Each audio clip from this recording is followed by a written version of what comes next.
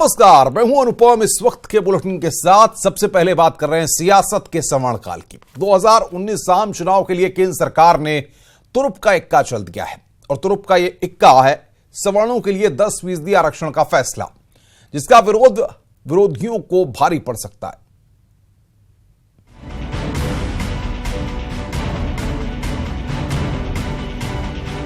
– 2019 की बिसात पर सबसे बड़ा दांव, सवर्णों के लिए 10% आरक्षण, संविधान संशोधन से निकलेगी राह। इससे बड़ा दांव कोई और हो ही नहीं सकता था आम चुनाव के लिए। राफेल पर रार और सियासी तकरार के बीच केंद्र सरकार ने वो फैसला किया है जिसका सीधे सीधे विरोध की ताकत वर्तमान सियासत में किसी भी विरोधी पार्टी के पास नहीं थी। और यही वजह भी है सरकार के इस फैसले को सियासत का सवर्ण काल माना जाने लगा है।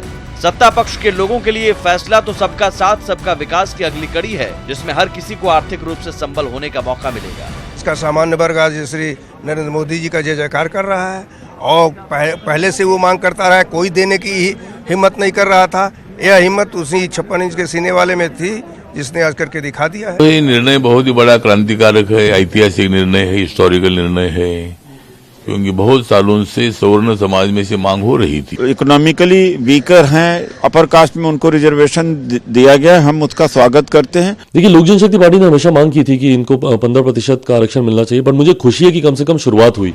सत्ता में बैठे लोगों के लिए इस फैसले से बेहतर कोई और फैसला नहीं होने वाला था। हालांकि विरोधी घुमा फिरा कर इस फैसले को जुमला और ध्यान भटकाने वाला फैसला करार देने में तुले हैं। ये अपर कास्ट के गरीब लोगों को मदद मिलना जरूरी है। अगर इसका इंटेंशन बहुत अच्छा हो तो सेशन शुरुआत में ही लेके आना था। कल सेशन खत्म हो रहा है, आज लेके आ रहा है, ये और एक बहुत बड़ा जुमला है। तो विशेष सत्र बुलाए सरकार, हम सरकार का साथ देंगे और फिर सभी पार्टियों का समर्थन जुटाकर इस बिल को पास कराया जाए, नहीं तो कोर्ट से रोक लग जाएगी। वो होता है अगर आरक्षण 10%, तो मैं नहीं मानता कि ये कोई गलत है। जो भी सवर्ण जातियां है, जो गरीब लोग हैं, उनको लाभ मिलना चाहिए। आर्थिक स्थिति सुधारने के लिए आरक्षण नहीं है। आर्थिक स्थिति से अगर उसको ठीक करना था तो नरेंद्र मोदी जी को बोलते ना, भाई 15-15 लाख रुपए हर एक के खाते में डाल दीजिए। सरकार के इस फैसले को हम सियासत का सवर्णकाल क्यों कह रहे हैं, ये तो समझ लिया आपने। अब जरा ये समझ लीजिए किन सवर्णों को मिल सकता है आरक्षण का लाभ। आर्थिक रूप से कमजोर सवर्णों को मिलेगा आरक्षण, सरकारी नौकरियों और उच्च शिक्षा के क्षेत्र में मिलेगा आरक्षण, 8 लाख से कम सालाना आय वाले परिवार को मिलेगा आरक्षण। और अब जानिए 10% आरक्षण की राह में क्या अड़चने हैं और वो कैसे दूर हो सकती हैं। आरक्षण का कोटा फिलहाल 49.5% है। मौजूदा नियमों में 50% से ज्यादा आरक्षण नहीं हो सकता। अगर 10% का नियम लागू हुआ तो 59.5% हो जाएगा आरक्षण। सवर्णों को आरक्षण देने के लिए संविधान में संशोधन करना होगा। संविधान के अनुच्छेद 15 और अनुच्छेद 16 में बदलाव करना होगा। यानी संविधान संशोधन के जरिए ही सवर्णों के लिए आरक्षण का रास्ता निकलेगा। ऐसे में ये देखना दिलचस्प होगा कि सरकार के हर फैसले का विरोध करने वाली पार्टियां इस फैसले का विरोध कैसे करती हैं और सरकार संविधान संशोधन के लिए उनका समर्थन कैसे हासिल करती है। Bureau report, news 18 network.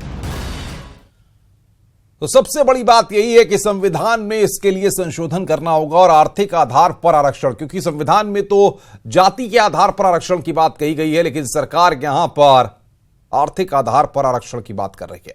Modi सरकार द्वारा गरीब सवर्णों को 10% आरक्षण देने के फैसले का बीजेपी के प्रदेश अध्यक्ष महेंद्र नाथ पांडे ने स्वागत किया है और कहा है कि मोदी सरकार अपने वादे से सबका साथ सबका विकास पर काम कर रही है। आजादी के बाद क्रमशः देश विकास की राह में चला, समाज का विस्तार भी हुआ, लेकिन आज कहीं न कहीं सवर्णों में भी एक बहुत बड़ा तबका है जो गरीब है, निहायत गरीब है। वो रिक्शा चला के, पान की दुकान करके और कुली का काम करके, मेहनत मजदूरी करके 2 वक्त की रोटी पाता है। मैंने ऐसे अनेक सवर्ण देखे हैं जो घर है लेकिन खाने के लिए रिक्शा चलाना है। ऐसे तमाम 72 बरस की आज़ादी में आज जो मोदी सरकार ने गरीब सवर्णों की बड़ी सुध ली है, इसके लिए नरेंद्र मोदी, उनकी पूरी कैबिनेट और भारतीय जनता पार्टी और राजग गठबंधन बधाई की पात्र है। नरेंद्र मोदी जी ने जो ये ऐतिहासिक कदम उठाया है, जो उनका नारा है सबका साथ सबका विकास, जिसमें उन्होंने अति दलित, अति पिछड़े दलित सबको समायोजित किया। आज गरीब सवर्णों की भी सुध लेकर के उन्होंने एक बार फिर से चरितार्थ कर दिया कि सच्चे दिल से उनका नारा सबका साथ सबका विकास, उस सबका साथ सबका विकास में गरीब सवर्ण को भी विशेष जो आरक्षण 10% दे करके उनके दुख को दूर करने की, उनकी कठिनाइयों का समाधान का एक बड़ा ऐतिहासिक कदम उठाया है। इसके लिए अभिनंदन है मोदी जी का, उनकी सरकार का और सभी राजग गठबंधन के साथियों का। इसके लिए बहुत बधाई के पात्र हैं आदरणीय नरेंद्र मोदी। वहीं कांग्रेस के वरिष्ठ नेता मल्लिकार्जुन खड़गे ने सवर्णों के आरक्षण के प्रस्ताव को पढ़ने के बाद ही प्रतिक्रिया देने की बात कही है। अभी वो बिल मैं नहीं देखा, जब वो बिल देखूंगा उसमें क्या क्या चीजें हैं डेफिनेटली उसके बाद रिएक्ट करूंगा, क्योंकि अब वो क्या क्लास बेसिस पे किए, क्या कास्ट बेसिस पे किए, क्या रिलीजन बेसिस पे किए हैं, वो देखकर हम बात करेंगे। आइए अब आपको ग्राफिक्स के जरिए दिखाते हैं आरक्षण का क्या होगा आधार और इसका लाभ कैसे गरीब सवर्णों को मिलेगा। तो यहां पर हम आपको दिखा रहे हैं जिनके पास 5 लाख से कम की खेती की जमीन हो उनको यहां पर लाभ मिलेगा। जिनके पास 1000 स्क्वायर फीट से कम का घर हो, जिनके पास निगम की 109 गज जमीन कम अधिसूचित जमीन हो, जिनके पास 209 गज से कम की निगम की गैर अधिसूचित जमीन हो, जो अभी तक किसी भी तरह के आरक्षण के अंतर्गत नहीं आते थे, जिनकी सालाना आय 8 लाख से कम हो। और आइए ग्राफिक्स के जरिए समझते हैं सवर्णों को 10% का आरक्षण किस आधार पर दिया जाएगा। तो आर्थिक आधार पर आरक्षण दिया जाएगा। 8 लाख से कम आय वालों को इसका फायदा मिलेगा। 4 एकड़ तक की जोत वालों को आरक्षण। तो आरक्षण के संदर्भ में संविधान का क्या कुछ इस पूरे मसले पर वहां पर क्या है, क्योंकि 50% आरक्षण की वहां पर सीमा है। 50% से ऊपर होगा सवर्ण आरक्षण। संविधान में इसके लिए संशोधन किया जाएगा, क्योंकि 59.5 अब तक 49.5% आरक्षण है टोटल, और अगर इस 10% को जोड़ दें तो 59.5 हो जाता है। ऐसे में इसके लिए संविधान में संशोधन करना होगा। SC/ST कानून से सवर्ण यहां पर नाराज थे। संविधान में 50% आरक्षण की सीमा है। यूपी कैबिनेट की महत्वपूर्ण बैठक है आज। लोक भवन में 11:30 बजे कैबिनेट की बैठक होगी। राजपत्रित अधिकारी सेवा नियमावली 2018 का प्रस्ताव, लोक सेवा आयोग नियमावली के संबंध में प्रस्ताव पेश होगा। खनन क्षेत्रों को आरक्षित किए जाने का प्रस्ताव यहां पर पेश हो सकता है। खनन पट्टे को लेकर नीति बनाए जाने का प्रस्ताव भी पेश होगा।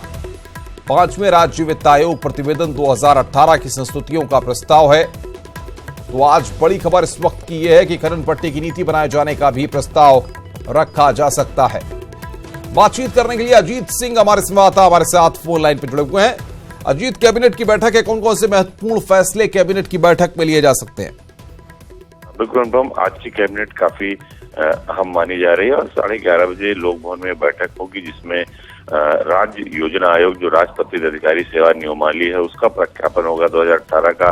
इसके अलावा जो खनन की बात थी, खनन को लेकर जो न्यायिक आयोग की रिपोर्ट थी उसकी धारा 1992 की 3 और 4 उपधाराओं के अधीन सदन के पटल पर रखा जाएगा। और सचल जो DFCIL के संचालित निर्माण कार्य हैं खनन के क्षेत्रों को आरक्षित किए जाने का प्रस्ताव है। और इसके अलावा जो ठेके और पट्टे होते हैं उसको नई नीति बनाए जाने के संबंध में आज प्रस्ताव प्रस्तुत किए जाएंगे।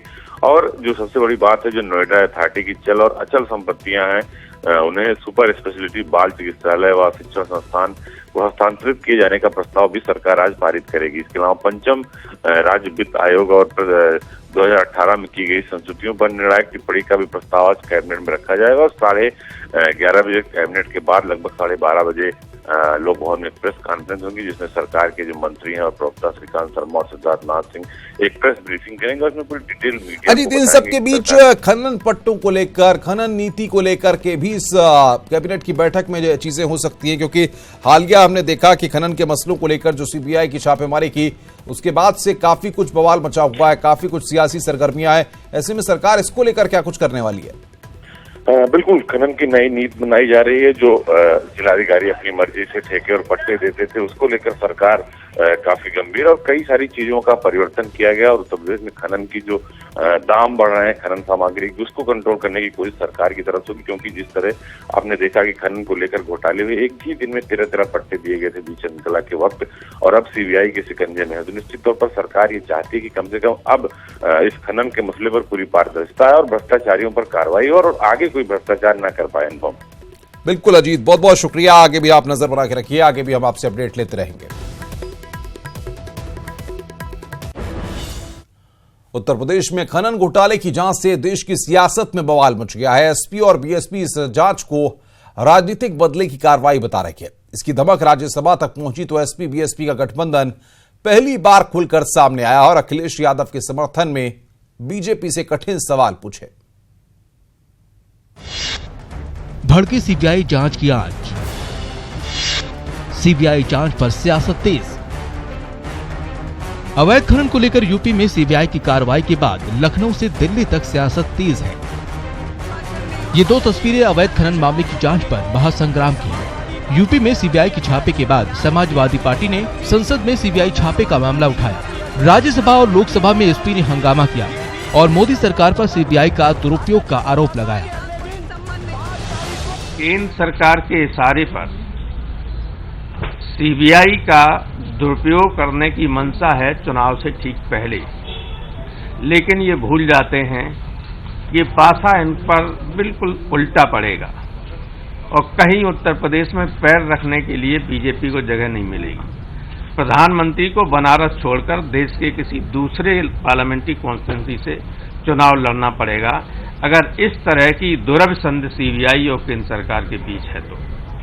और समाजवादी पार्टी और हमारे सहयोगी दल सड़कों पर उतरेंगे तो इनकी सरकार को काम करना मुश्किल हो जाएगा। वहाँ सिर्फ एक मुलाकात में, जो एक औपचारिक नए वर्ष की मुलाकात थी, उसमें जब ये हालत हो गई है कि उनको एक नया गठबंधन ढूंढना पड़ रहा है, उनके बाकी साथी छोड़ रहे हैं उनका साथ और वो नया गठबंधन उनका सीबीआई है, उसके शरण में जाकर के आके गिर गए हैं, तो इससे उनकी हताशा दिखती है।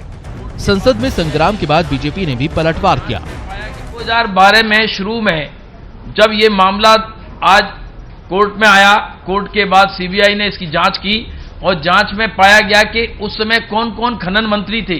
तो जब अखिलेश यादव मुख्यमंत्री खनन मंत्री थे, उनके समय का ये घोटाला जब सीबीआई ने पेपर्स खंगाले हैं और वो सामने आया है, तो ये अब गठबंधन की या राजनीति की आड़ लेकर बचने का प्रयास कर रहे हैं।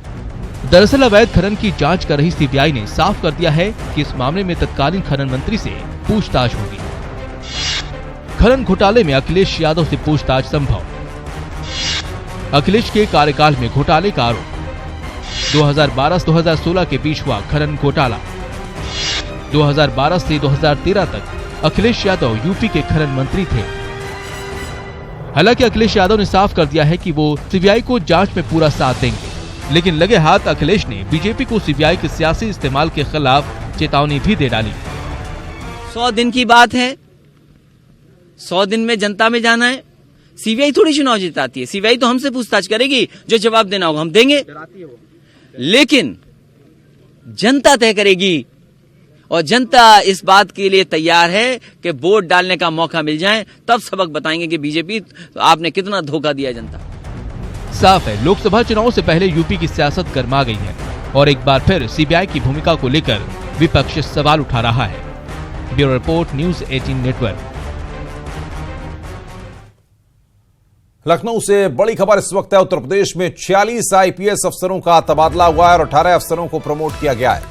कई जिलों के एसएसपी बदले गए हैं। वैभव कृष्ण एसएसपी गौतम बुद्ध नगर बने हैं। बबलू कुमार एसएसपी आजमगढ़ बने हैं। आकाश कुलहरी एसएसपी अलीगढ़ बने हैं।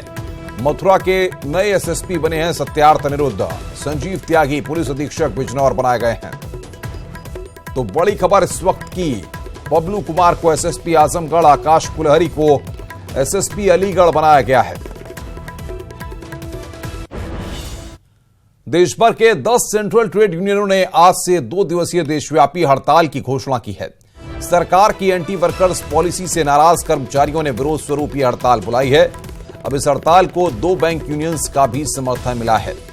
इन यूनियनों ने केंद्र सरकार के समक्ष 12 मांगे रखी हैं। आपको बता दें कि प्राइवेट बैंकों में कामकाज सामान्य दिनों की तरह ही जारी रहेगा। केंद्रीय ट्रेड यूनियनों के आह्वान पर आज से शुरू होने वाली 2 दिवसीय हड़ताल का बैंकिंग क्षेत्र के कामकाज पर आंशिक असर पड़ेगा। इस हड़ताल को देखते हुए कर्नाटक में सभी स्कूलों को बंद करने के निर्देश दिए गए हैं।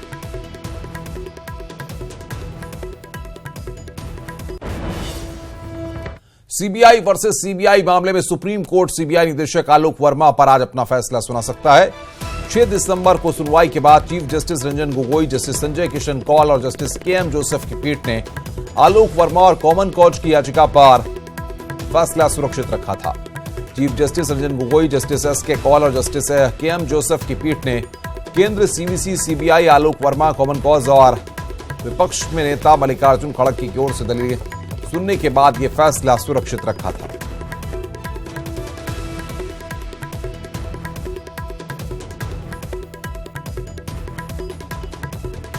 गाजियाबाद में यूपी एसटीएफ की नोएडा यूनिट की टीम की थाना लोनी क्षेत्र में बदमाशों से मुठभेड़ हुई। इसमें एक बदमाश को गोली लगी है। बदमाश की पहचान सौरभ, थाना बीबीनगर बुलंदशहर के रूप में हुई है। घायल बदमाश पर थाना बीबीनगर बुलंदशहर में हत्या के केस में 25,000 रुपए का इनाम घोषित है। ये कुख्यात बदमाश योगेश भदोड़ा गैंग का सदस्य है और इस पर हत्या के प्रयास, गैंगरेप जैसे जघन्य केस दर्ज हैं। मौके से एक अन्य अभियुक्त को, संदीप को अवैध हथियार के साथ गिरफ्तार किया गया है।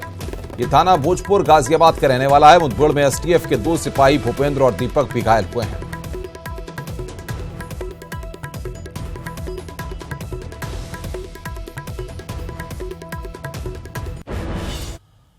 और अब बात करते हैं आस्था के महापर्व कुंभ की। अगर आप आस्था की डुबकी लगाने के लिए प्रयागराज में लग रहे कुंभ जा रहे हैं तो फिर जियोफोन आपके लिए धमाकेदार ऑफर लेकर आया है। नाम है कुंभ जियोफोन, जो कि कुंभ मेले से जुड़ी हर छोटी बड़ी जानकारी से लैस है। चाहे ट्रेन और बस स्टेशन की सूचना हो या फिर शाही स्नान की जानकारी, कुंभ जियोफोन आपको हर खबर से बाखबर रखेगा। इतना ही नहीं, अगर साथ आया कोई रिश्तेदार गुम हो जाए तो फिर इसके जरिए आपके लापता रिश्तेदार की लोकेशन झट से पता चल जाएगी।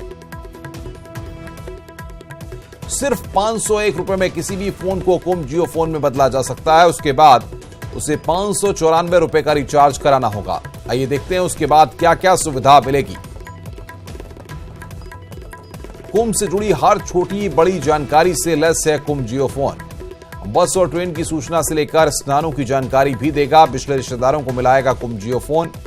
जियो टीवी पर देख सकेंगे कुंभ मेले के खास पर्वों और कार्यक्रमों का वीडियो प्रसारण। भक्ति संगीत के लिए कुंभ जियोफोन में कुंभ रेडियो भी उपलब्ध है। यूट्यूब, फेसबुक और व्हाट्सएप जैसे सोशल मीडिया ऐप्स पहले से ही मौजूद हैं। 501 रुपए की प्रभावी कीमत पर खास एक्सचेंज ऑफर। 2G, 3G या 4G फोन को कुंभ जियोफोन से बदला जा सकता है। 594 रुपए का कराना होगा रिचार्ज। 6 महीनों के लिए मिलेगी अनलिमिटेड कॉलिंग और डाटा। ग्राहकों को मिलेंगे रोज हजारों रुपए के इनामी वाउचर और 4G डाटा जीतने का मौका।